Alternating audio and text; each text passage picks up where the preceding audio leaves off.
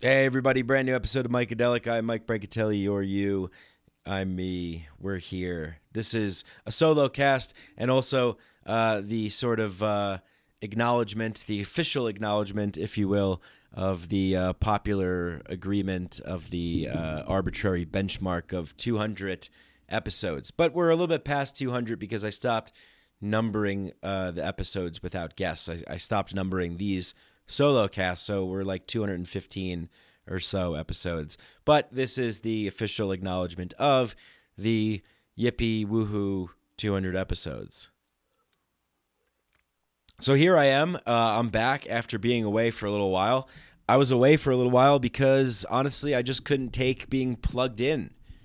I couldn't take being plugged into the constant stream of news, media, information, Instagram posts, podcasts, content, opinions, thoughts, wisdom, knowledge, resources, information.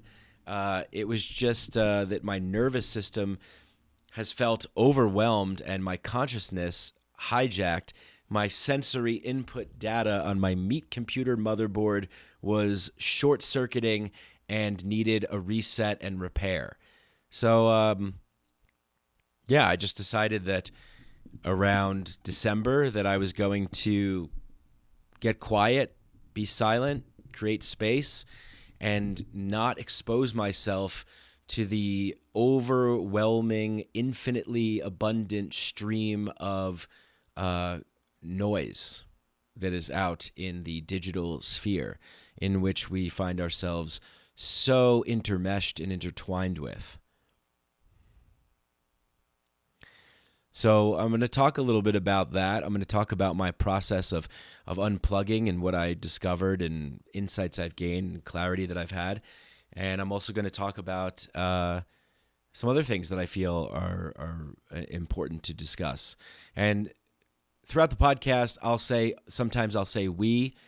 Most of the time I'll try and say I to own my experience and talk from a place of I. And sometimes when I say we, maybe it's because it's something that I haven't quite owned yet and I'm just figuring out in the moment. It's just coming to my state of being in the moment, and I'm sort of channeling it in a sense. Hesitant to put that label on it, but it just seems to be coming. It seems to be flowing. And I'll say we, but oftentimes I'll notice that when I say we, it's usually really because I need to say that to hear it out loud because I need to hear it myself as well. So just a little bit of setting the container, if you will. So I've been unplugged. I've deleted Instagram off my phone. And I have tried to really live in a slowed down way, a pace that feels more comfortable to how I naturally feel that I want to be existing. A little bit to my detriment because it's difficult to keep up with the paces of the demands of functioning and surviving in a world that forces you to cooperate in a particular kind of energy with a particular pace and rhythm and results, productivity and whatnot. So, but I thought that it would be more worth it it would be more beneficial to take the time and the space that I felt that my body was so desiring and my soul was so desiring and my mind was 100% needing. So I've been trying to get still. I have been being a little bit more still, a little bit more present, and create a little bit more space. Been a little bit more quiet, which is why I haven't put out podcast episodes because I found myself in a position where I didn't feel the urge, the compulsion, the need to get on here because I had to say something or I had to know something from somebody. And that was an awkward, strange feeling because I thought, wow, where did my curiosity go? Where did my passion, my desire go?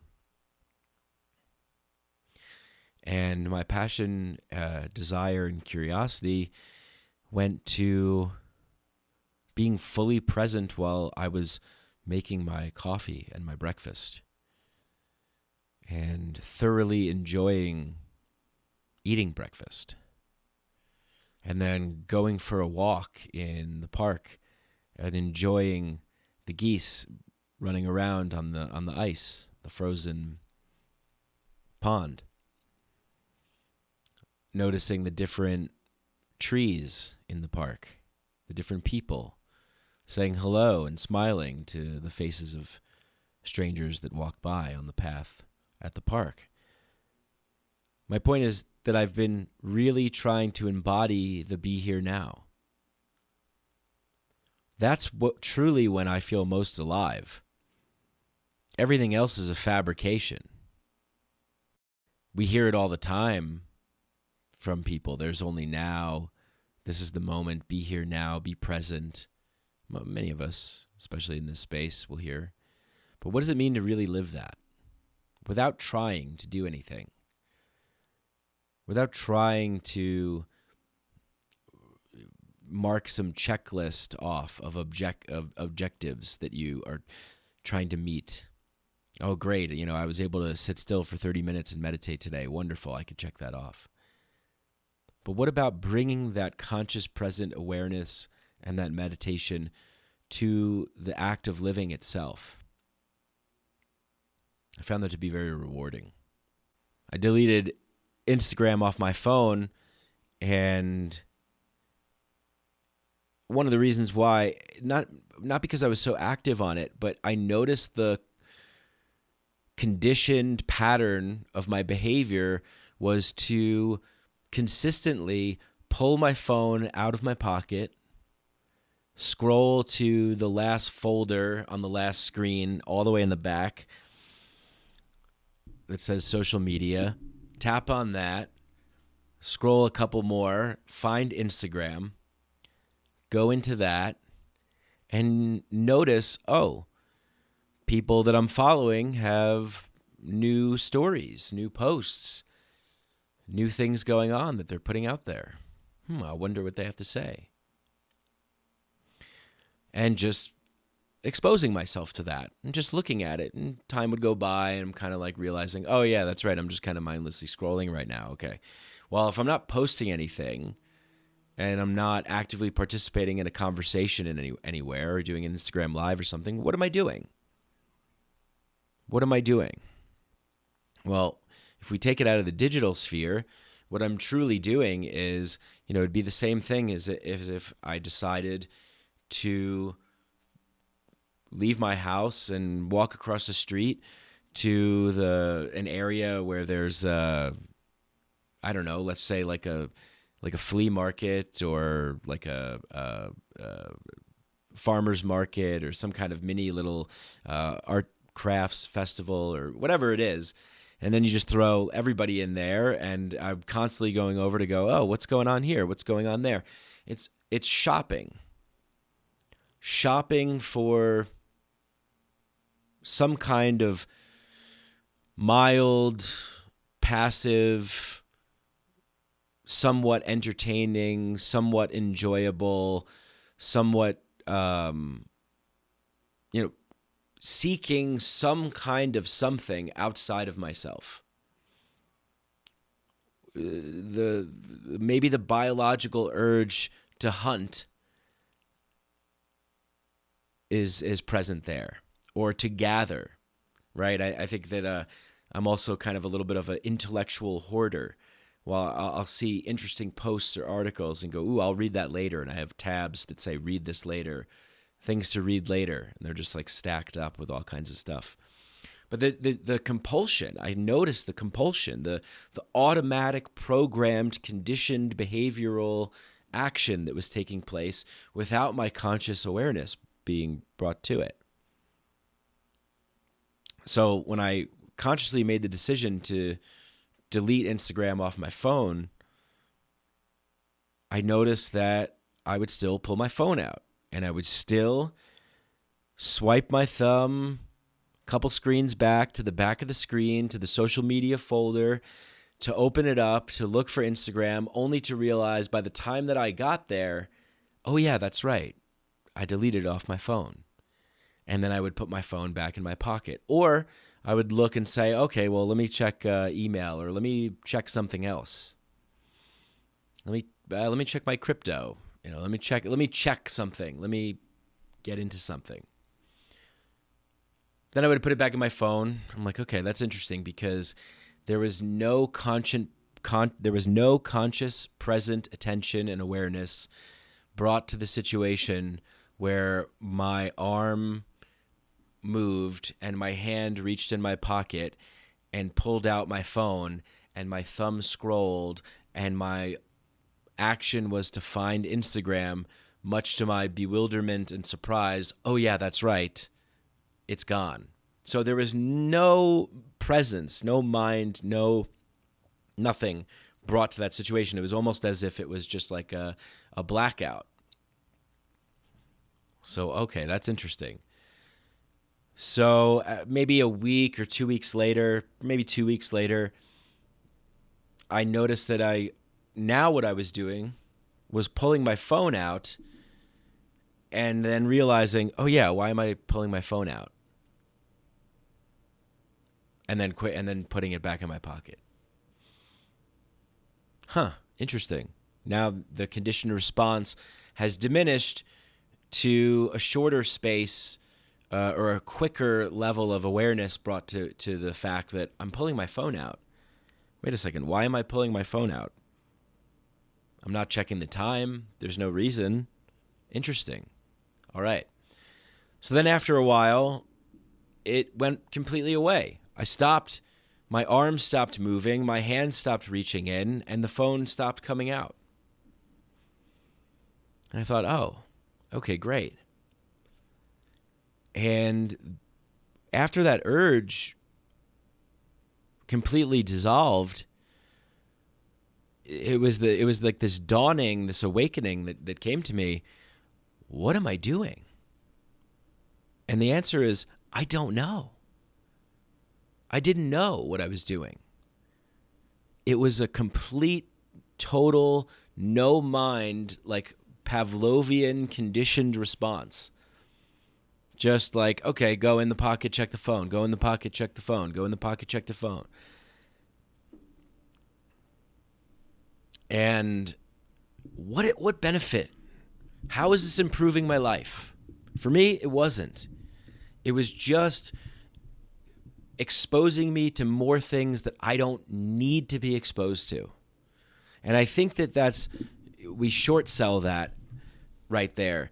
But we live in a world of constant, incessant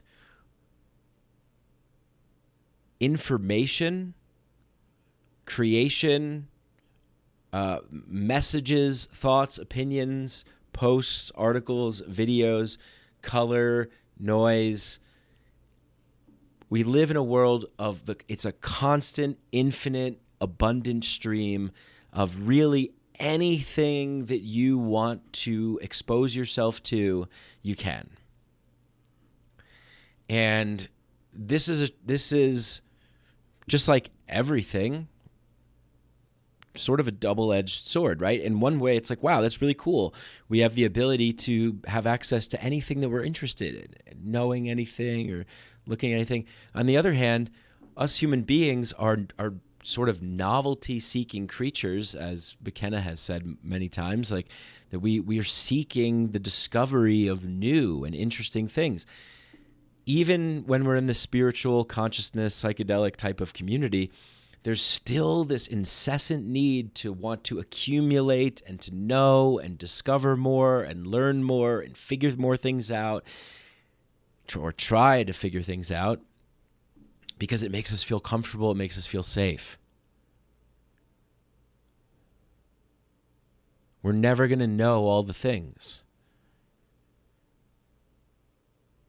And I think that was a part of my life for a long time, was wanting to know all of the things. Not only wanting to know all the things, but then wanting to be recognized for knowing all the things. And why? I don't know. I think mainly it came from a place of like, well, if I can clearly see what's happening in reality and articulate it in a way that's easily digestible and easy to understand and relate to, well, then that would be great, because then more people would see things the way that I see them. And I think the way that I see them is pretty cool and pretty accurate. So let's get more people to see it like that so that we can really have a fun party here. More people can come out to play. Because that's all I really want, is just more people to come out and play. More people to realize like, oh yeah, there's so much stuff that's just hijacking our consciousness and stimulating our nervous system to a point where we're completely fried and we feel like we've been poisoned. So it's not so much that what I've been doing instead during this time of being unplugged. There's like a part of me that would like to come on here and say, well, I've been meditating every morning, and I've been doing breath work and ice baths, and even all of that stuff, while they can be great tools in the field of healing, great modalities to use to bring more feelings of oneness, of wholeness, of feeling good, of bringing conscious present attention and awareness to our lives, even those things can be captured by the sort of egoic projection need to want to accumulate or want to achieve or want to get through a certain set of practices and rituals in order to arrive at a place that we currently aren't at. We're wanting to go somewhere else. The tools and the modalities that we engage with can also become traps, and we can become prisoners to those things as well. One of my favorite lines ever that Ram Dass gave in a talk that I believe is in his audiobook Experiments in Truth is where he says, "You don't want to be a meditator. You want to be free." That is to say that you don't want to attach your identity and your reason for being and your purpose and attach all of the desire to be liberated into I am a meditator, and therefore I want to be subject to the rules and conformities of what it means to be a meditator, so that I'm now creating a system for myself that I need to adhere to these guidelines and be subservient to. Right? Meditation is a great tool, but if we put all of our focus and attention on having to meditate, of being a meditator, what does a meditator do and what doesn't a meditator do? And after so many kinds of meditation, I'll finally get to that place where I'm in the astral plane and I've transcended and I'm enlightened and I'm awakened. And it's, you don't want to be anything. What you want to be is free. You don't want to create systems of conformity to your own prescribed programs, rituals, behaviors. And that is what having conscious, authentic presence, attention, and awareness is all about. What do I really need right now? What do I really want right now? What do I need to plug in with right now? And by plugging in, it's like, maybe today I'll do a little bit of breath work. Maybe I won't. Maybe I'll do a little bit of sitting meditation with my eyes closed. Maybe I won't. Maybe my meditation will be a walk in the park. Just bringing my conscious present awareness and attention to every single thing that is happening around me. Allowing thoughts to emerge as they naturally do and then pass by. Do I need to attach to this thought right now, or can I let it go? It's, I think there's also something in us that really wants it to be very complex, and we want someone who is a guru or an authority figure to come in and save us and tell us that we're doing it the right way. We're doing it the right way. If you keep doing it this way, you're eventually going to achieve samadhi. You're going to achieve enlightenment. You're going to achieve. What are we trying to achieve other than how do we become the most alive versions of ourselves in this very moment, right here and right now? Not wanting to be somewhere else, not dwelling on some other thing.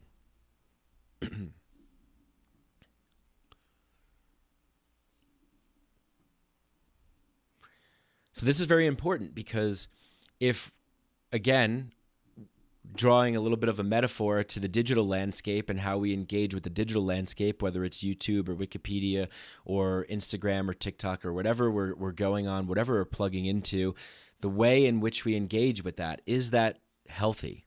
Does it make us feel good? Is it a net benefit in our lives? You know, I was thinking about it in a way as if you're the king of your own court, right?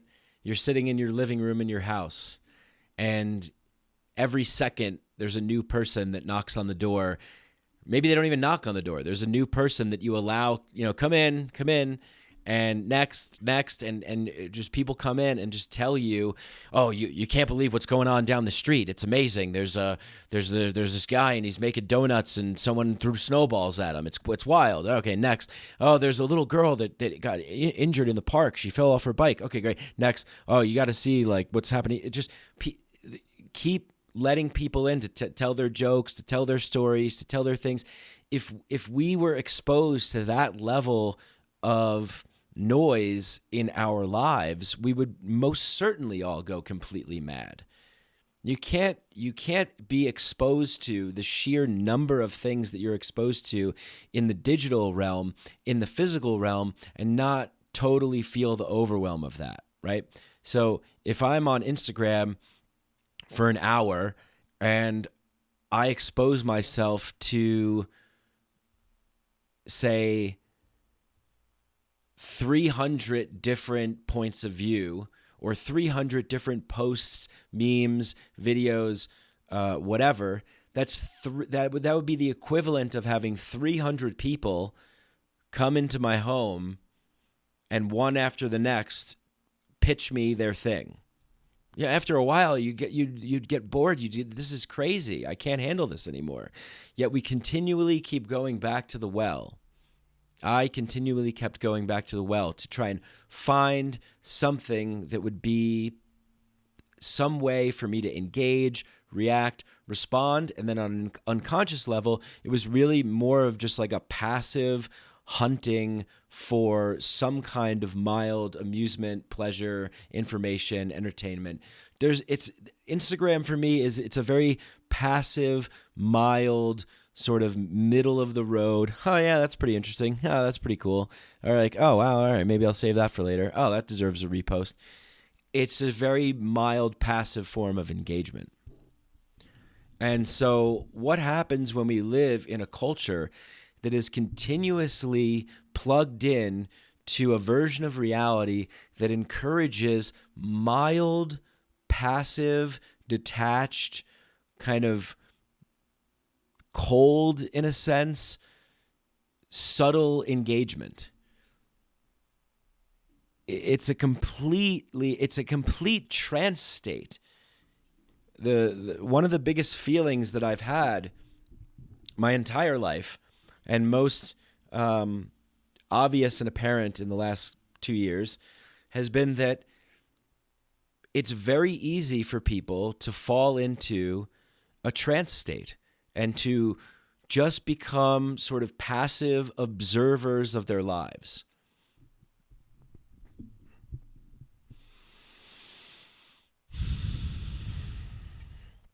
Set on autopilot, carrying out the programmed, conditioned responses, behaviors, actions, thoughts, opinions, expressions that is reinforced by the dominant cultural agenda-setting narrative that sets the game rules to a confined version of reality that says this is what is acceptable, this is what's tolerable, this is what's permissible, this is what's healthy, this is what's normal.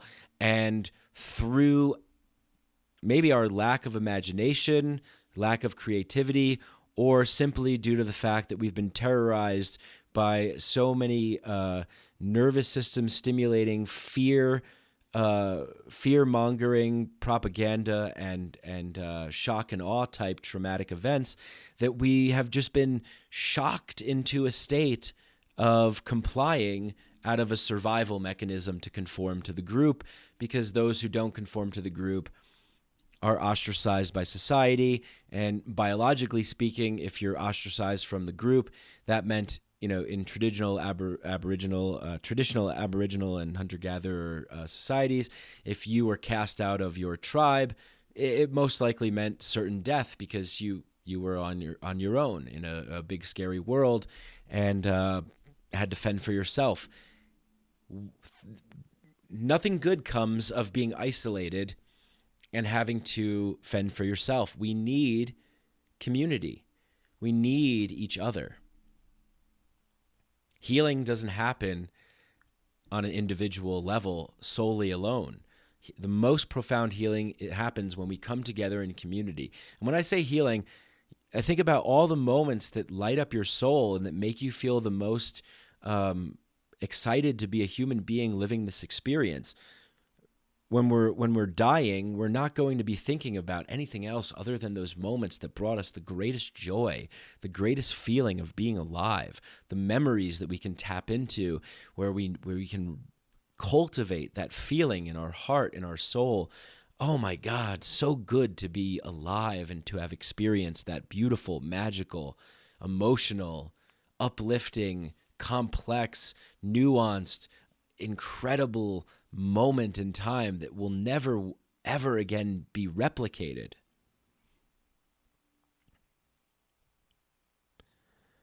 And oftentimes we find ourselves trying to replicate those feelings, to try and replicate what we once were or who we once were.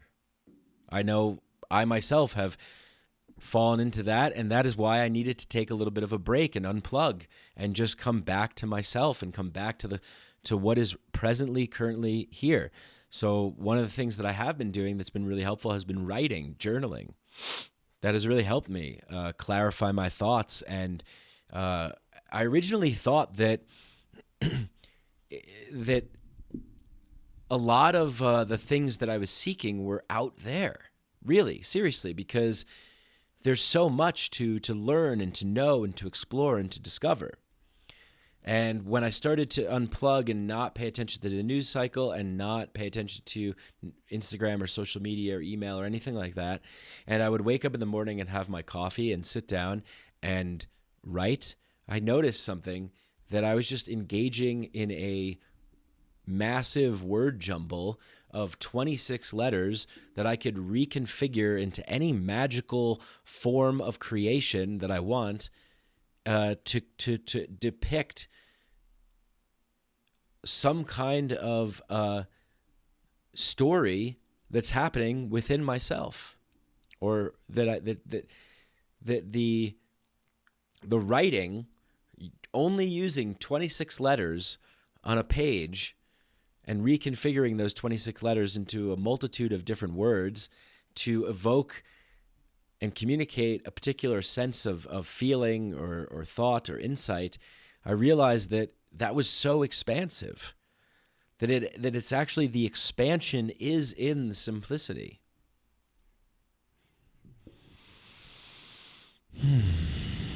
Just going to take a breath into that, because with this expansive breath, there's also a feeling of connectedness to myself and the larger world, where in this simple moment, it's huge.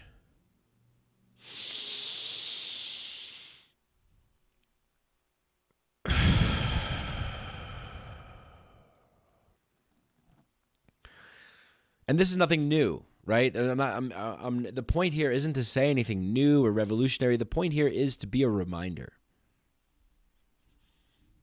Because we all forget. I forget, you forget, we all forget. But if we keep reminding each other, if we keep remembering that we forget, that we will need a reminder, we're doing great. We're doing fine. We're doing the best we can. We're walking on a path, and our friend next to us doesn't see that they're about to step on a snake. And we just say, hey, watch out. There's a snake right there. You see that? Okay, thanks. Can you help me see what I'm not seeing? Can I help you see what you're not seeing? Can we do that in a mutual way where there's no ego and there's nothing else attached to it, but it's simply just a way of walking each other home? What does it mean to receive or be informed about what's going on or what the news is? What is the information about recent events or happenings? What does it mean to be informed about those recent events? Things that are happening, things that are deemed to be newsworthy, right? If you were casting a movie or if you were one of the investors on Shark Tank, it would be up to you to make a decision about what is a worthy investment or not.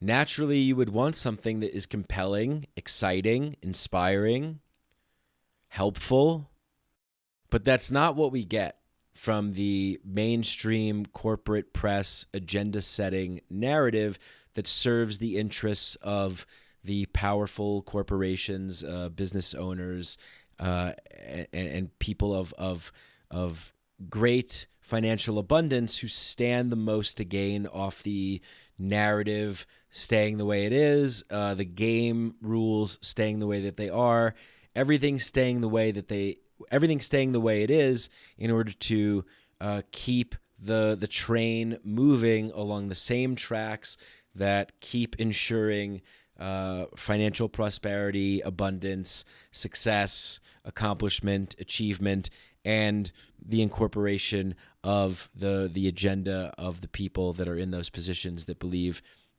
that this is a better way to be existing or this is a better way to be living. Most often, they are just serving the natural, perverse incentive structure that has been guiding civilization, that it's better to have people be concentrated in one area and therefore decrease the amount of individual liberty, freedom, and empowerment that one has, and outsource everything to experts and specialists, which eventually creates all of us being dependent upon things by sources outside of us and outside of people that we know. It's just to this larger, nameless, faceless entity, this non-human entity. So we're very clever, but we wind up serving the things that we build out of our cleverness. So what would happen if everybody just stopped paying attention to the stream of information that's coming in and started to look at what's going on in our environments around us? In the beginning of this thing, we were told that this is this massive pandemic and whatever, all this stuff. There's going to be all these deaths, all these things. What do you see when you walk around in your town, in your city? What do you see when you go to live your life in your community? Do you see people dropping dead in the streets? Do you see the terror, the horror, the agony of this thing? Or do you see a narrative that's being weaponized, capitalizing on our trauma that we have from being shocked and scared so many times, that we just have people going along and complying with something in order to restore some semblance of normalcy, because the alternative is terrifying to most people. The alternative is to wake up and to realize that, hey, maybe these massive monolithic monopolies don't serve my best interests. Maybe they don't give a shit about my health, my happiness, and my ability to utilize the fullness of the totality of the human expression that I came here to inhabit and embody. Maybe they don't have the best interest, right? And I'm shocked, really, at why so many people in the psychedelic community trust, believe, buy in, and defend the official COVID narrative and the vaccine monolith. You know, it's obvious that they've created a monopoly here with these vaccines and prevented any other medical treatment, medicine, alternative healing path, alternative treatment, and they have actively discouraged and not promoted alternative health, healing, and preventative measures.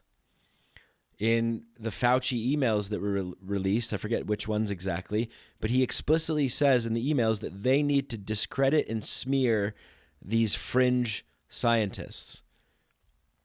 You know, I mean, there's several things. I don't want to get too much into the weeds because that's missing the point. When we get into the weeds, then we live in the reality that frames the debate of pro-narrative and counter-narrative, and I don't want to do that.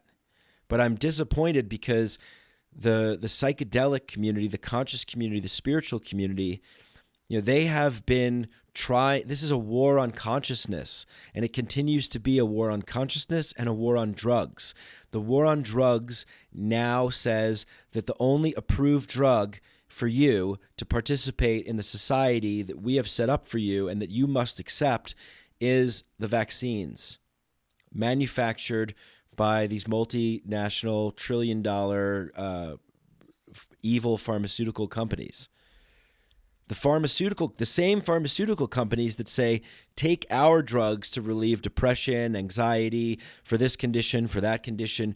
We are 100% captured by a small, narrow version of reality that has a monopoly on a particular story and refuses and actively suppresses alternative substances, psychedelic drugs, all ways that one can augment and alter their consciousness, their mind, their body, their soul. There is a war on humanity.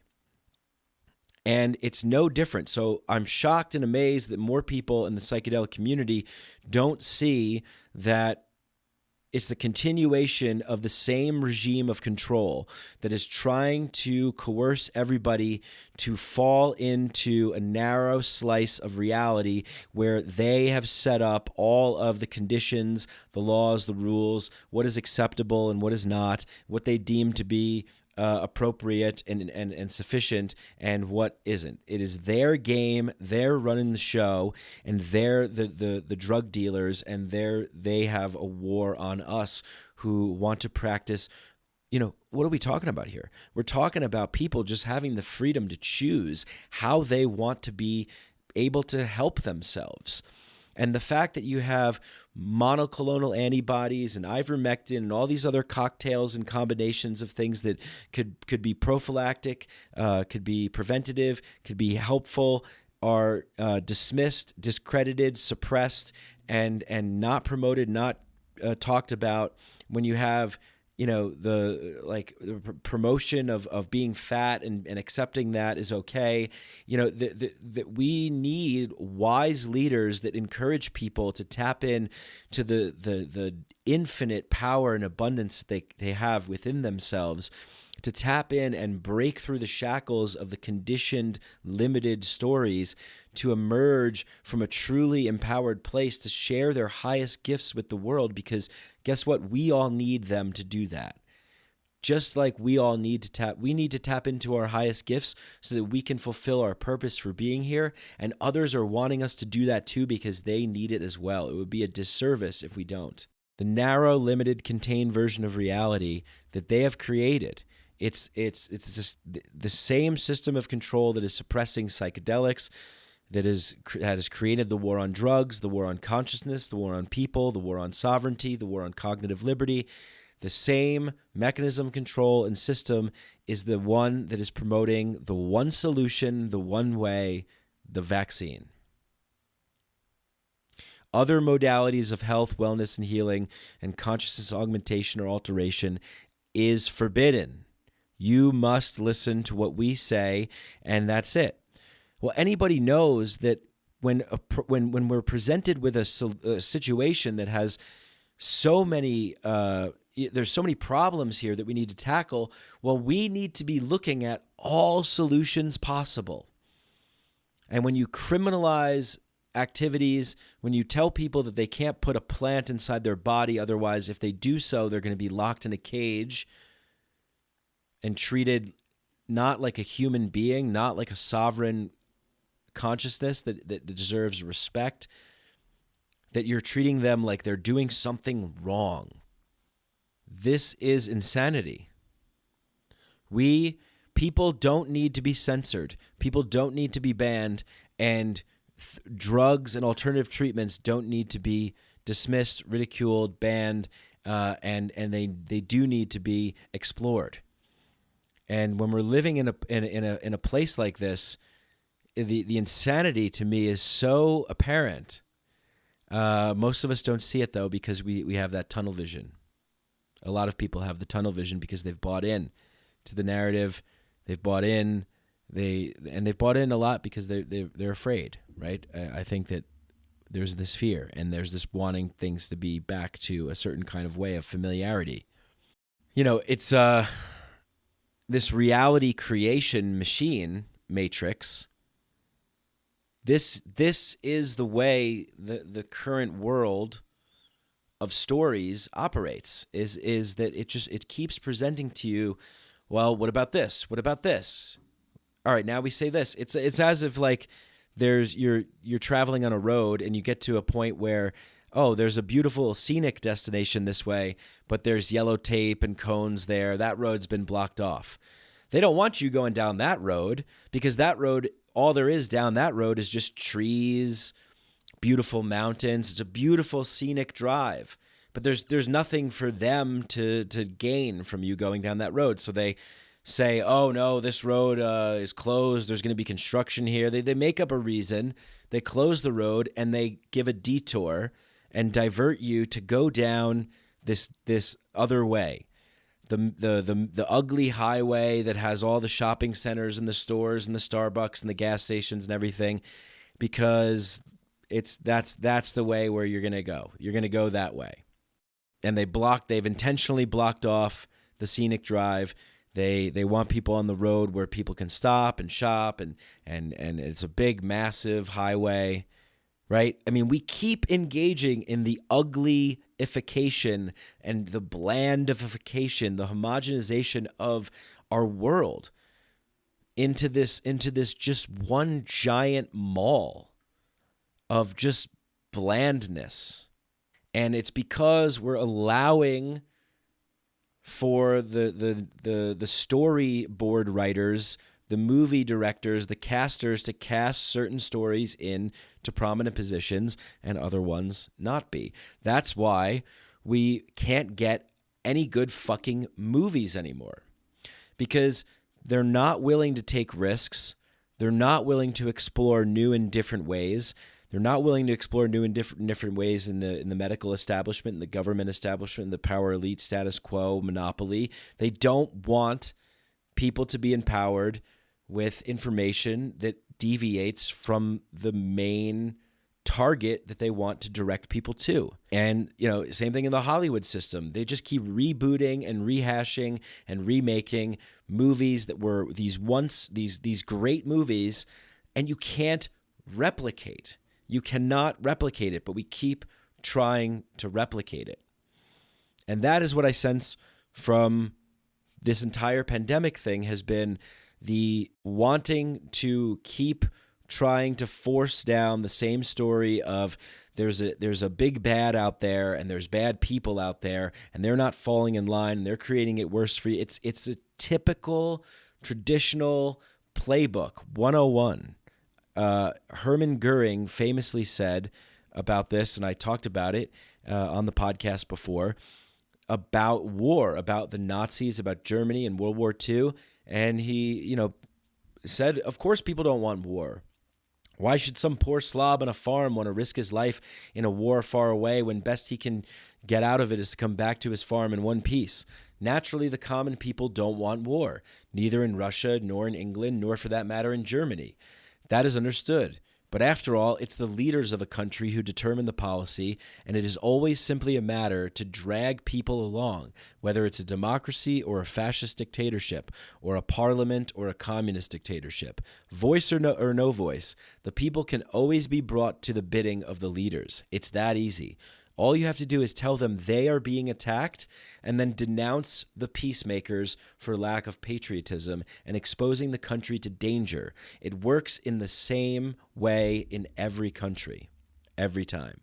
See, all you have to do is tell people that COVID's dangerous, it's out there, it's going to get them, and the people that aren't on board with that, the people that are deemed to be anti-vaxxers or whatever, the people that are stupid, right-wing, conspiracy nutballs, that they are exposing you all to danger. And that's it. Boom, there you go. People see that and they go, no, well, we don't want that. So these people are wrong. We got to stop them. We got to get them. We got to prove we're right.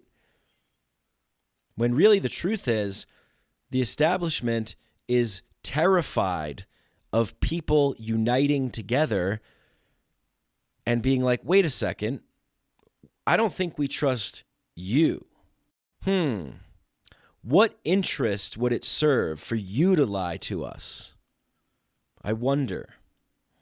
A lot of this kind of stuff can simply be understood. We don't need to dive into the details. We just need to understand one simple thing. Who stands the most to gain? Who stands the most to lose? Who is funding what? Who sits on the board of directors where? Who owns what? Who has a vested interest in implementing mandates and forms of control and pitting people against each other? What does that particular kind of casting of this setting produce? Well, it divide and conquer, right? I mean, these things are simple. They're just expressing themselves in a new sort of modern, futuristic, techno, digital landscape in a new way, right? But as Edward Bernays says, who wrote the book on propaganda called Propaganda, the conscious and intelligent manipulation of the organized habits and opinions of the masses is an important element in a democratic society. Those who manipulate this unseen mechanism of society constitute an invisible government, which is the true ruling power of our country. We are governed. Our minds are molded. Our tastes are formed. Our ideas suggested, largely by men we have never heard of. This is a logical result of the way in which our democratic society is organized. Vast numbers of human beings must cooperate in this manner if they are able to live together as a smoothly functioning society.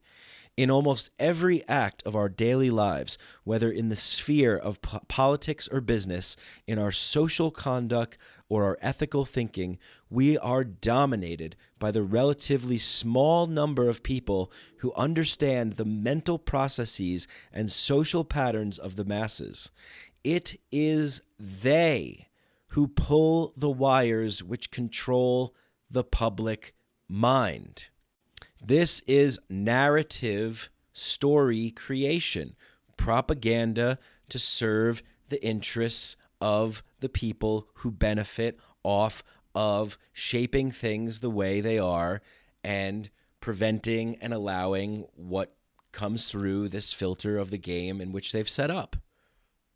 If you could pit people against each other and we could dehumanize others, they win. They win. It's a win for them, again. And when I say them, I just mean simply the people that participate in the automated, ongoing, assembly line, factory-type machine of perpetual progress, innovation, growth, and that serves a perverse incentive structure that says it's better to extract and control and coerce than it is to empower, liberate, free, and create a diverse, novel array of new and interesting discoveries and experiments and ways of organizing. This is the fundamental thing. We have to ask ourselves, are we happy the way in which we live our lives? Is this the best that this human experience has to offer? Can it be better? What else can be possible? In March of 2020, I released a podcast called The Real Virus, COVID-19 and the pandemic, the real virus of fear, not to let fear capture us. Then I released another podcast about we're never going to go back to normal because normal was already shitty in the first place. The thing that's been going on now is nothing new. It's just been expedited and exacerbated and more, intensified. But this is stuff that Charles Eisenstein's talked about, many other people have talked about, is the machining of the world, the machining of human beings, the technological control system that's put in place to keep human beings more manageable, to be more productive, to serve the interests of the power elites, to further create a world of isolation, separation, and fear, because that is what can be capitalized on the most, according to the game rules of the current game.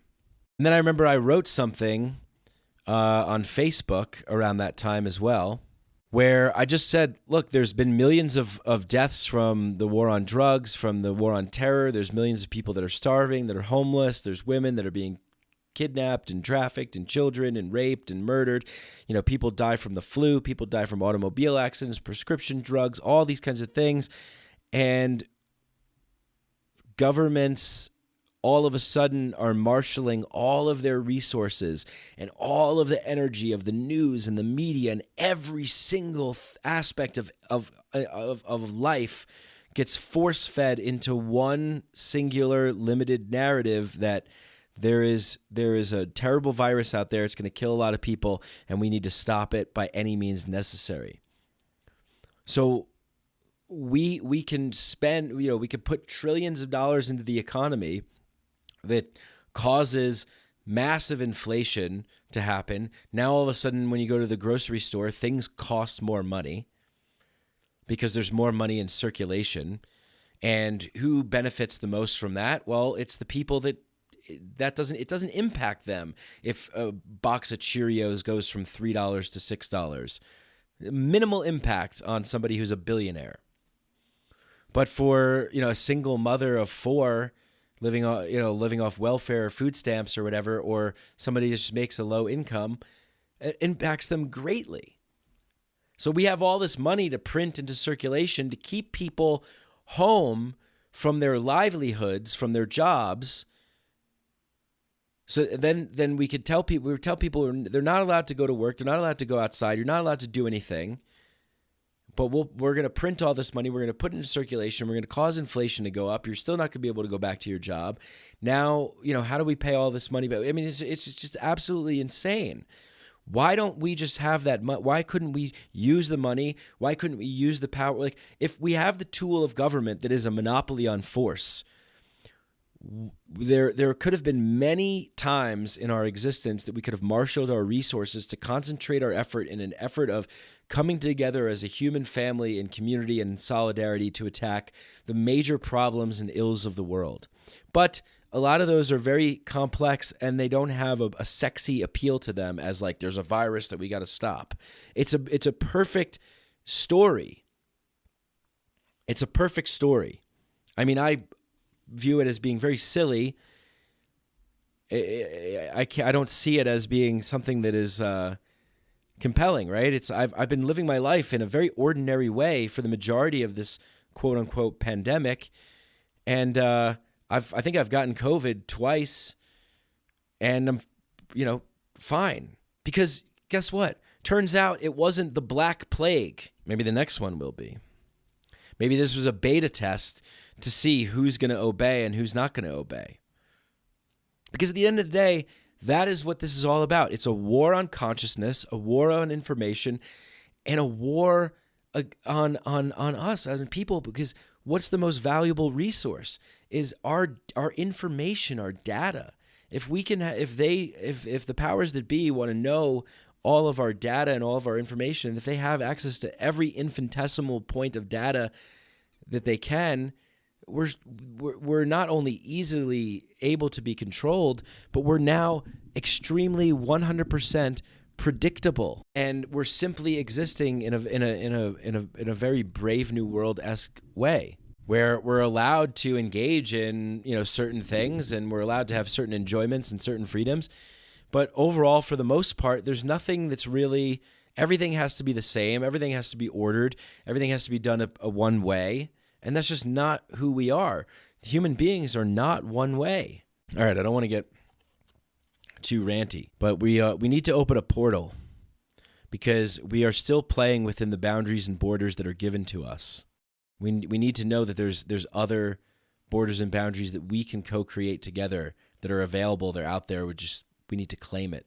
We need to claim it. So that's why I've taken a little bit of a break, is because I haven't really been able to figure out what my place in all of this is, really.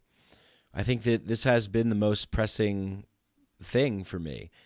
And I think I've tried to avoid it or hide from it, maybe fear of ostracization or criticism, being perceived in a certain way, losing certain friends or things like that. Or also just not always being like the heavy COVID guy, just always talking about this all the time. It gets heavy, it gets boring. I am interested in having different kinds of conversations, and I brought those to the podcast. But after a while, I think I couldn't allow myself to engage with this subject matter without becoming very emotionally attached to it, without becoming really affected by it. And so I feel that, by unplugging and getting away from it and giving my dopamine receptors a reset, that I'm able to actually come back in and engage in a way that's going to be most productive, that's going to help serve the best. Because that's really what it's all about, is trying to create something here that can be of service. I've been struggling. I've been hiding. I've been not able to handle it too well. Being reactive, seeing too much, too many opinions, thoughts, memes, feelings, taking on too much, absorbing too much, just in it too much. Being terrorized, by, oh my God, look at what's going on. I can't believe it. I can't believe what's happening. I can't believe that people can't see through the lies and see through the illusion. I can't believe we're moving in this direction. And the direction that we're moving in is a direction of total totalitarian takeover, total control by a system, by a control grid, by an ethos, like a belief system that says the world's going to be a better place when everybody is tracked, traced, monitored, cleansed. When there's a clean class and a non-clean class. It's so sad. It's so disheartening to see. I mean, the whole, it's so evident with the mask thing. You see it's the servant class must wear masks. If you're a waiter or whatever, you work at a store, you're forced to wear a mask all day. And you have people come in, but they could take their masks off when they sit down at the table. And celebrities and politicians can go out and dine and go to the galas and all these things mask-free, but the servant class must remain masked. This is clearly humiliation. This is clearly a way to humiliate and degrade and destroy the humanity of those that are in positions that are in a lower economic mode. We keep becoming humiliated by them because of the game rules that they force us to play and that we also comply with. When if we just got together with each other, we could come up with new and interesting solutions. And that's what I'm most interested in. I'm most interested in enacting and embodying those solutions because we can do it and we don't have to wait, and it can happen right now. Most people are in the state of mass hypnosis, or as Dr. Matthias Desmond puts it, mass formation, where he talks about there's 4 conditions of this mass hypnosis, this mass trance that people are in. In order to get people into this trance, there needs to be a lack of social bond. There needs to be a form of isolation for people to feel separate from others. So, due to COVID-19, the restriction measures and the rise of social media, people are seemingly connected, but not truly connected. Another condition is experiencing life as meaningless or senseless. So losing sight of human connection, family, and our own powers, focusing on everything that is material and out there, and not fulfilling and not fulfilling our true purpose of life. A Gallup poll from 2012 revealed that 63% of respondents admitted that they were sleepwalking through their day. Yeah, we talked about this before. Just sleepwalking through, getting through something to get to somewhere else. And another condition is there has to be a state of free-floating anxiety. So obviously, thanks to the news media, the establishment, the elite agenda-setting narrative construction, they just constantly create and feed fear and anxiety to the masses. And then the next condition is there's a state of free-floating frustration and aggression. People have already felt frustrated and aggressive, and they really don't know how to pinpoint the cause. And so we see a lot of people project this, or like almost like a parasite needs a host to survive. The free-floating frustration and aggression and anxiety is the parasite that needs a host to survive, so it jumps onto COVID. Okay, great. Yeah, the COVID thing. I could put all my fear, all my anxiety, all my frustration, all my projection, all my anger onto this thing, and if you do not agree, then you are the problem, and I know that I'm right, and I'm in the moral superior majority. And the summation of this mass hypnosis is focusing the attention of a small part of reality narrated by the hypnotist. And just like in hypnosis, people become absorbed in mass formation. They're not aware of what's happening outside of the small focus of attention that the narrative provides. They're not aware of they can't see the thing happening over here because they're saying, nope, look over here. Ooh, it's dazzling. It's magnificent. Yeah, look at it here. Don't look over here. Look over here. Don't look over here. Look over here. Pay attention over here.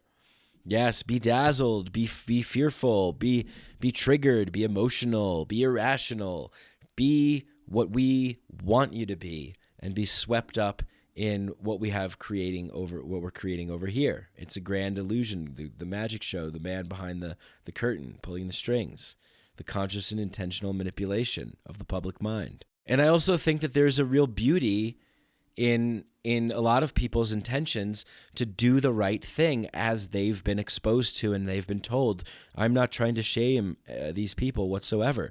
There's a tremendous beauty in coming together and saying, you know what, this seems like it's, I don't really know what's going on, but this seems like the best way that we can get out of this. This is what Biden and Rachel Walensky, the CDC director, and Fauci and many others have said publicly, and you can find the videos, that once you get the vaccine, things can go back to normal. You're not going to get sick when you get the vaccine. This is what we have to do, and this is how it's going to be, and it's 100% safe and effective. And now that narrative has completely crumbled. And of course, they don't admit their mistakes. They just keep doubling down and moving forward and spinning and spinning. And they spin and they repeat and repeat and repeat and repeat until the new repetition of the new normal gets beaten into people's heads and they sort of forget about what was already said. And we just continuously move and float on in the reality construction and creation of the game-setting, agenda-pushing narrative controllers. So, a new social bond and a new sense of meaning-making emerges, a new solidarity that people can bond and come together with, and to combat the subject of anxiety and aggression and all these things that Dr. Matthias Desmond points out in mass hypnosis and mass formation theory. It's a ritual. The mask wearing is a ritual. It's a ritual to enact, hey, there's a separation here. The people, the servant class, you got to wear the masks. You got to listen to what we're saying. And those of us who, we don't need to comply with that. But we need to engage with this ritual. And it's warfare. It's financial warfare, a warfare on consciousness, a warfare on human beings and information.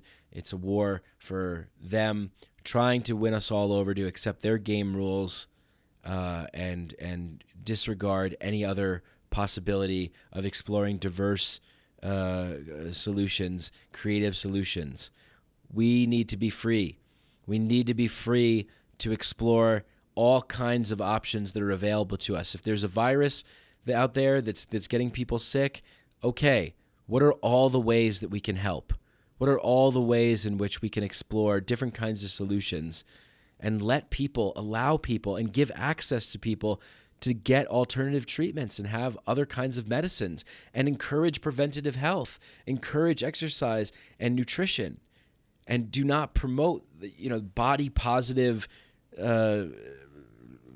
fat and all this kind of stuff. I mean, it's insane when you really dig into what they're saying and why. And where this all goes is a total form of control. Every measure that is implemented sets a precedent for more and more intense measures to be implemented down the line. Power never diminishes or gives up its power. We have to claim it and take it back. So, things that they're saying, and people say, well, you just go along with it. It's just a mask. It's just 2 weeks to spread we're 2 years later now. It's insanity. It's a long emergency, a forever crisis, and everything can be used as a way to be implemented to create more control over us, take away more of our freedom and our liberty and our joy and our peace and our happiness, hijack us more with fear and implement measures of control, because it's all justified because we got to combat this virus. We got to stop this virus. But as we see, there's something very wrong here with that approach. There isn't one solution, nor should there be prevention in exploring all kinds of other solutions. There's more to life than what we're being offered. Are you willing to unplug, to eject yourself from the constant barrage of incessant, infinite, abundant opinion, thought, and information from outside in the digital sphere? What if we lived in the realm of physical reality, that we had to get together with each other if we wanted to communicate and commune with each other? We have to be with each other. We have to feel each other. We have to hug each other. We have to smile at each other. We have to feel the energetic vibrations of being in mere proximity to other people. That this is really important, and this is really special, and this is not trivial. That seeing smiles on faces is not trivial. Kids in masks, kids growing up with this, it's the normalization of this kind of behavior, and we'd have no idea what kind of detriment that plays off to. But I could only imagine it's an extreme detriment, because you're cutting off an entire system of communication. And in developing minds need to be able to see all the little visual cues and the nonverbal facial cues and tics of people to really understand what it means to be a human being. So in a sense, this plays in perfectly to their agenda of dehumanizing and reducing what it means to be a human being to a triviality, and saying, no, we're going to upload our consciousness and we're going to connect to the grid, and we're all going to be in the control grid, and there'll be one world central bank digital currency, and people will have microchipped vaccine passports and health information and other biometric data available at any second of any time, facilitated through technology, through the cloud, through crypto, through blockchain, and we could all be tracked, traced, and monitored. And if anything that if for whatever reason the governing forces don't want us to travel 5 miles outside of the radius of our home, then we're shut down. If they don't like what we're saying on Twitter, on Facebook, on Instagram, if they don't like the conversations we're having through email, if they don't like the gatherings that we're putting on or talking to our friends, if we're not getting the shots or taking the forced medical procedures that they're threatening us with, we get shut down, our money gets taken away, or all these things. They're already engaging in this in a particular way in China with a social credit system. So no longer is your credit number defined by how many loans you have and things you pay off and your financial health, but you are now tracked, traced, monitored, and judged and given a score based on how good of a citizen you are. How well do you line up to the official agenda setting, controlling powers that be? I don't know about you, but that's not the world that I want to live in. And we see this happening with the metaverse, the push to the metaverse, the push with NFTs and VR and all this kind of stuff. Not to say that there aren't beautiful things about these things, but we can't let them capture us where we become subservient to the demands and dictates of the industry that is taking hold. I don't want to live in that world. I want to live in a world there's more of a festival type of environment. And there's no reason why we can't create that kind of world. There's absolutely no reason why we can't. All it takes is like-minded, like-hearted individuals getting together to determine a way that would function well to have people live in a intentional, agreed upon way where fun and pleasure and joy and peace and prosperity could be had for all who are participating and collaborating and cooperating in that particular way. We already do this. Everything that we create is done in this way, where our imagination is only limited and hindered by the mandates, the dictates, the laws, the rules, the orders, and the threats, the coercion and the force by the state, the elites, the establishment, the oligarchs. They don't want a united, empowered front of consciously awake, intentional, present awareness bringing beings. They want people that are dependent upon their ways, of course. So we got to choose to really be here, to not look at our lives as something that we're passing by to get to some other place with. This thing isn't going to go away. There is no point of when this will be over. We can't wait. We have to act now. Don't wait. Act now. But with everything that you engage with, everything that you do, does it light you up? Does it bring you joy? Are you truly satisfied? Is this why you're here? Is this what you are here to do? Is this the best use of your time to serve yourself and to serve others that you love and care about? I think that we all need to bring more present awareness to that. And, Charles Eisenstein helped bring that to my attention because I had not podcasted in a while, and I did a podcast with him, and I had all these ideas and all this stuff that I wanted to talk to him about, and I never do that, and I never prepare. And I did that, and I was just different. I was trying to force something to be something that it wasn't. And he really helped me awaken to what I'm really here for and what he's really here for. And I'm really grateful for him. And I send my love and gratitude for him for showing up in that way to activate the student in me and to embody the teacher as well.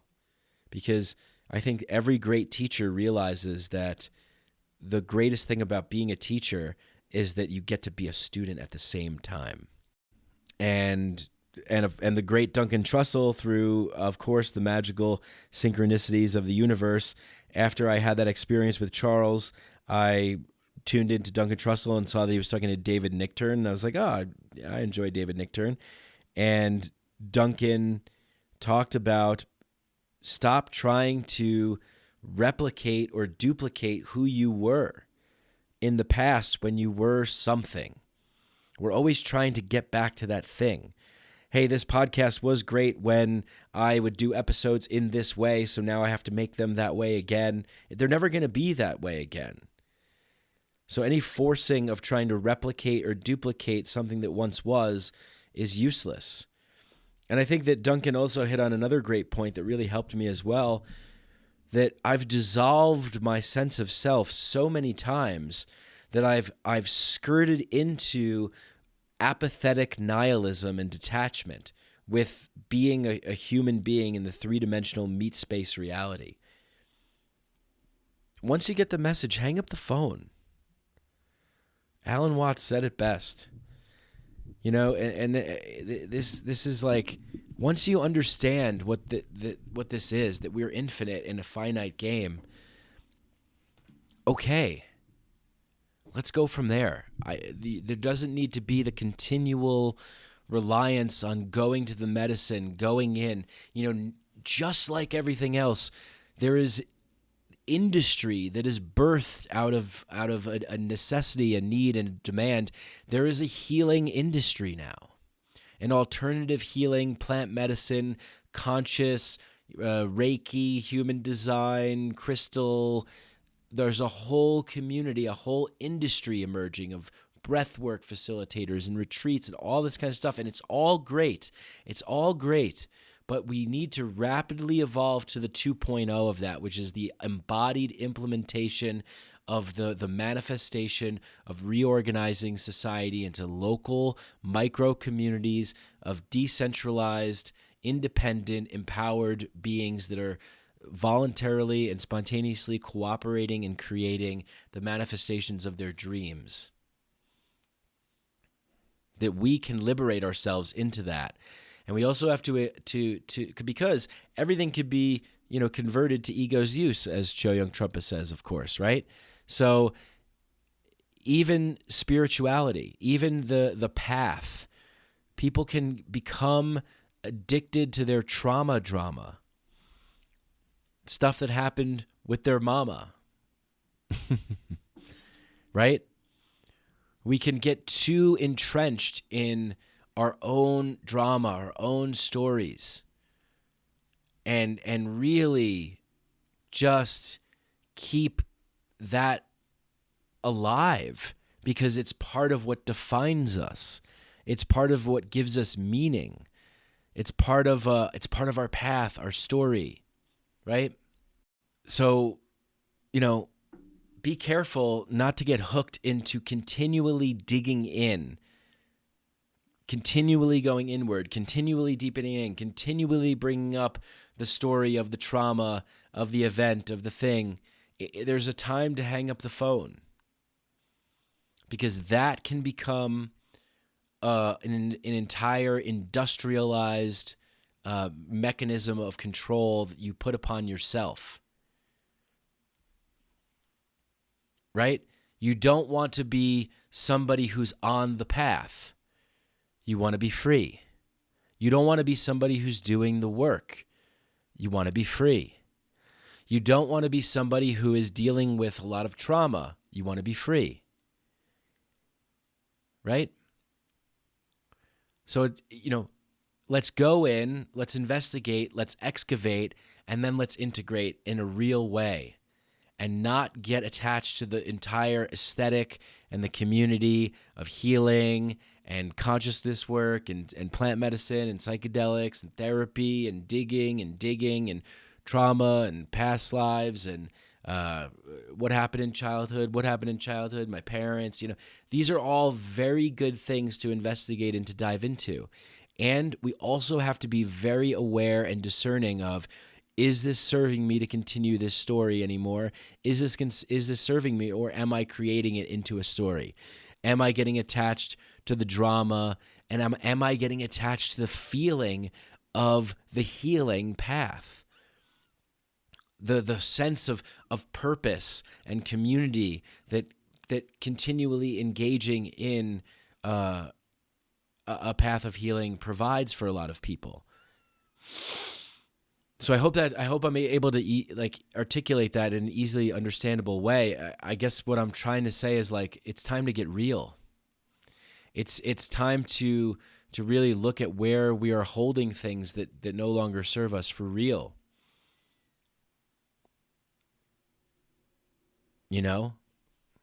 And move forward. And really start to embody the presence that we want to live with. You can't intellectually conceptualize what it means to be in that state. You have to surrender to the embodiment of it and feel it and live from that. So, even in spirituality and in trying to get enlightened or whatever it is, we can get hooked and distracted and we can distract ourselves by the drama on that plane of spiritual ascension work or plant medicine work. All this stuff that we put work to. We don't really like to work. We're just creating more drama for ourselves. What we really want to do is be here now and live. Be real and authentic, and enjoy the unfolding of the present moment in the way of which it does according to the rules of nature. Because we are nature. We're not separate. So I think that, how can we facilitate deep and sincere ritual processes, deep and sincere community bonds, deep and sincere active collaboration on integrative ways to implement new ways of existing and being in society. So I hope that I was able to talk about some things that were helpful, give you a little bit of a window of like where I've been at and where I'm currently at. And I think I'll end the podcast now, because I think what I want to do is I want to but I'm not trying to save the world with one podcast, okay? Like I'm not trying to just like create something here that is this like explosive overwhelm of my thoughts with any intention that it's, I want to just express where I'm at and what I'm feeling and what I'm thinking. And if there's certain things that you guys felt were interested in or you wanted to know more about, let me know, and let's explore those in other podcast episodes. I know that there is more available to us. There's more to this life than what is being offered and what we're choosing to maybe tacitly, passively resign to engage with. That we can create things that go beyond anything that we could possibly imagine, because we need to do that. That is what we need to do. We need to be pioneers in furthering the space of exploration into radical and new ways of being. And I can't think of the more radical, the counterculture now is not how much you can plug in and how much content you can create, but how many magical moments can you immerse yourself in, conspire to create and be a part of, celebrate with other people, come together, sing songs, play music. How much can you fully participate in living rather than outsourcing your entertainment and your enjoyment to passive and mild consumption? How much can you actually engage in lifting yourself up into an area where you are actively participating in creating enjoyment for yourselves and others? I think this is where we're headed in the future. I think this is what it's all about. This is why we're here. This is why we're meant to exist in this time now, is to see the path of the world-devouring machine and say, okay, that doesn't look so good. How can we make something better? How can we make something better? And I think it has to start just by bringing conscious present attention and awareness to everything that you're doing in your life, to every moment that you're existing, every moment that you're breathing. Are you serving it, or is it serving you? Do you feel nourished, satisfied, fulfilled, content, calm, at ease, good, happy, in love? Love is not something that we get from somewhere else. Love is something that we become and then we attract. We all need to become love to have more love, because love attracts love and like attracts like, and nothing can stop the power of love, because it comes from the deepest well of care, from an unbounded resource of infinite time and space. To truly be in love with life, to truly be in love with every moment, with every little twinkle and glimmer of the universe that winks at us and offers a little secret, if we're only willing to pay attention. Well, thank you for paying attention to this episode 200-ish, sort of. And please let me know what you think. Please let me know if there's anything that I said that you're interested in learning about more.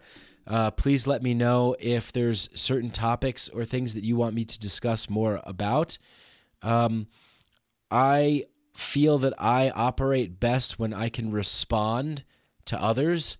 So, invitation for people out there who would like to maybe submit questions or record voice memos and put them in, or would like to appear as like a call-in guest on the show, or have like a little Zoom thing. Like I'm interested in sort of bringing the old version of the Mind Jam that I was doing to more of a heart-centered soul jam, getting out of the mind, really dropping into our bodies and into the soul plane level of existence, being in the present moment. And I would love to have like a couple people on to just spark some thought and interesting areas to go in, and ask me the big questions, because not that I have the answers or that I know, but to me, it's the most fulfilling way to express myself in engaging in the real-time exploration and unfolding of improvisational thought structure and construction, so I'm able to communicate in ways that I didn't even know I was able to communicate, or say things that I didn't even know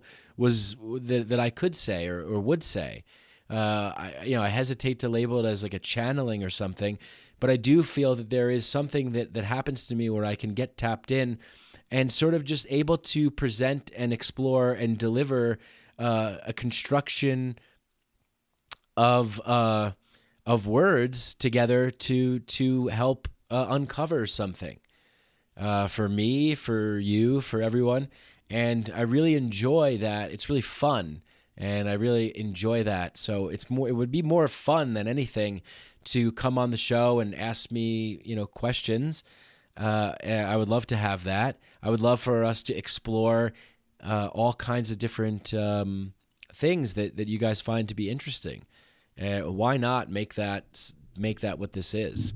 I would really, really enjoy that. And let's do that. So email me, mikeadelicpod@gmail.com, and let me know what you want to talk about, what you're interested in. If you want to come on the show to participate in like a group Zoom call, do something like that, where basically you'd be facilitating the exploration of my consciousness in real time, and let's have fun with that. Let's play with that. Where does it go? Because I can explore all kinds of things, even if, and it's not to say that I'm an expert or anything like that, because that's not what I'm saying. It's just fun. I really enjoy doing that. I liked being taken in different directions that I wasn't expecting, or thinking, or answering, or trying to ponder, or contemplate, or construct conceptual abstractions about all kinds of different things, or just try and get really real and vulnerable and open up to the core of what's really going on with me or whatever. But let's make that happen. Again, I had this idea of coming on this podcast and talking about why I was away and what I've been feeling about COVID and the pandemic and things like that. And even now, as I'm ending, I'm thinking, I really did get a little ranty there, and I kind of went off on some tangents and stuff. But I want to make sure that it's easily digestible, that it's measured, that it's balanced. So I'm not going to go on. I'm not going to continue. And I would like to bring a little bit of structure to exploring consciousness, present awareness, and the state of being in this human experience, in this human condition, from all different points of view. So I appreciate all of you for listening. Thank you so much, and I hope to see you again next time. This is truly a gift to be able to come on here and express myself and what I'm going through, and have it be received by all of you willing participants to listen.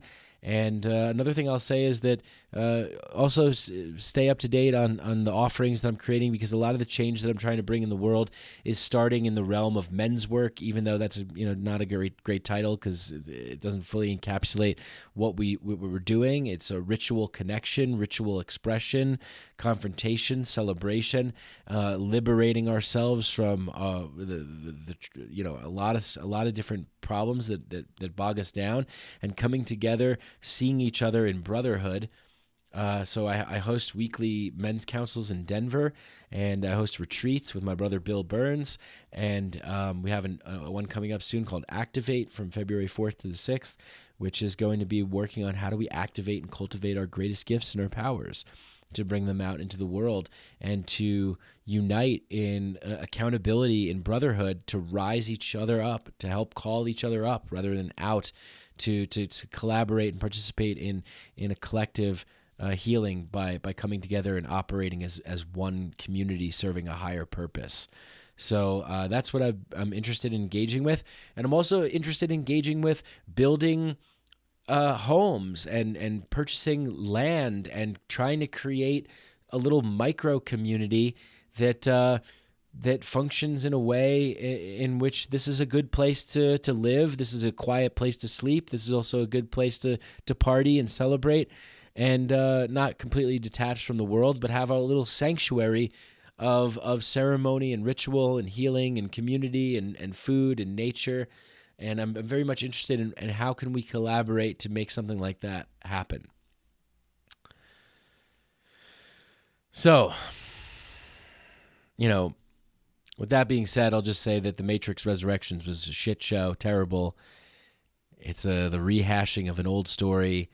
And one of the things that they do in The Matrix that I thought was interesting was they plug Neo, they save Neo and plug him back in, and they trivialize the events of his real life to come up with it as like a video game, so that Neo thinks that the events that really happened didn't really happen, that it was just he's just having memories and visions because of the video game that he created called The Matrix, which is really, really interesting. It's a really interesting concept, and I can see how that can play out in our lives.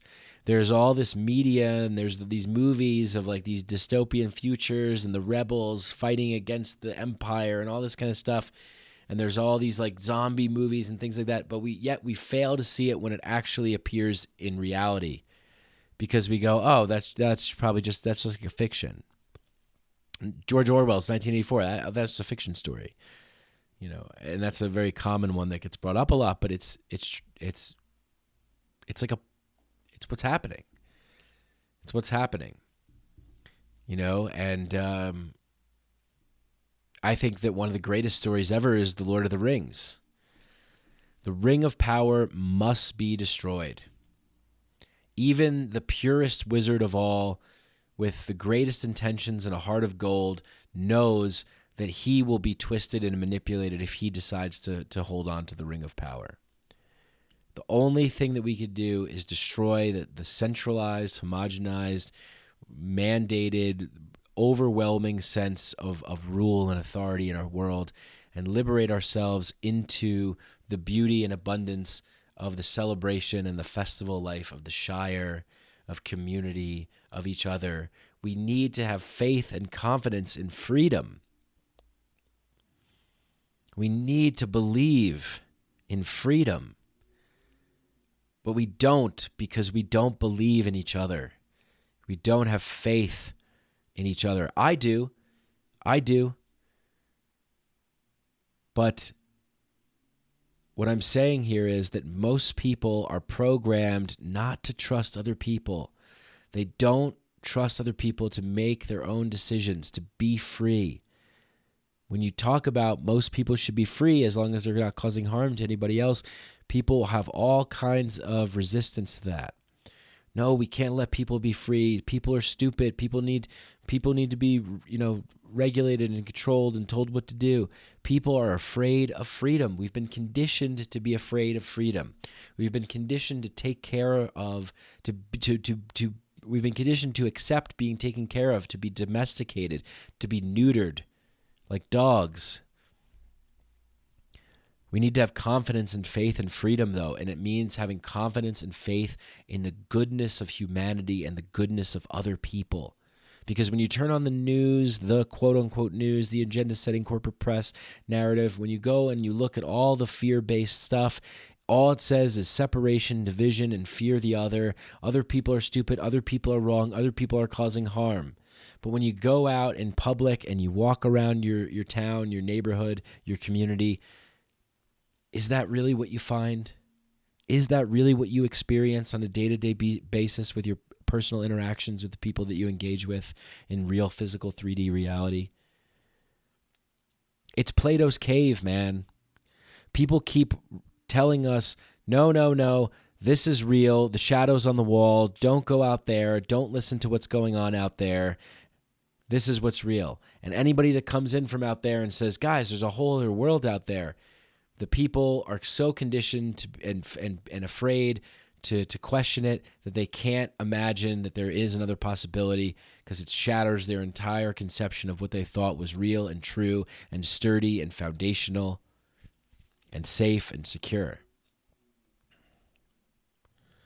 We can't be subject to being in a trance state, to being drugged and manipulated and lied to and plotted against, pointed to be against each other, to be scared, to be traumatized, the scary messaging to keep us from cooperating together. Authorities love these crises, these long emergencies that go on forever until something else comes along that they could place all of their mandates and dictates to that could be justified. It can be really terrifying for people to wake up and realize how real this life really is, how present we're really here, how alive we really are, and how evil can present itself in the world. And what does it look like? We're not waiting to get through something in order to be somewhere else. We're not trying to mitigate and reduce the experience of our lives just so that we could achieve something sometime somewhere else, maybe in the future. We sacrifice our present attention and place our energy outside of where we need to be, which is right here, right now. Totally engaged, totally focused on making a sandwich for lunch, or reading a book, or raking the leaves, or going for a run, or with the people you're with, in conversation with them. This is the revolution we need. It's a revolution of the soul, revolution of consciousness. Why are we here? What are we really here for? And what is truly available and accessible to us right now? No excuses. What can we do? That's scary. Freedom is here for us to take, for us to claim. What are we going to do with it? Are we going to be passerbys? Are we going to passively sit and watch? Or are we going to get in the game as creators? We are creators. We are creative. There's more beyond what's given to us in the mild, passive, passable enjoyment and entertainment. You know? Enough teasing ourselves of waking up. Enough consumption about all of the protocols, procedures, achievements that we need to unlock before we wake up. Enough. Enough getting attached to the dramas and the stories that give us a false sense of meaning and purpose. Or not a false sense of meaning and purpose, but give us the comforting feeling of having some kind of a meaning and a purpose because we suffered in some way, or because something is significant to us and it defines us and we attach to it. Enough of that. Let's truly liberate ourselves. We want to liberate ourselves from labels. We want to liberate ourselves into being totally free and totally open and surrendering into the present moment every time, every breath, every second. All right, thank you very much. I appreciate it. I hope you guys are doing well out there, and I look forward to hearing from you. Please email me, mikeadelicpod@gmail.com, and let's have more expansive, soul-nourishing, eye-opening, thought-provoking conversations in a respectful and harmonious way, where the objective is to uplift and extract the higher purpose to it all. Not getting bogged down in the details, not separating and creating others, otherizing, but lifting up. We're all here for something bigger. I'll see you there.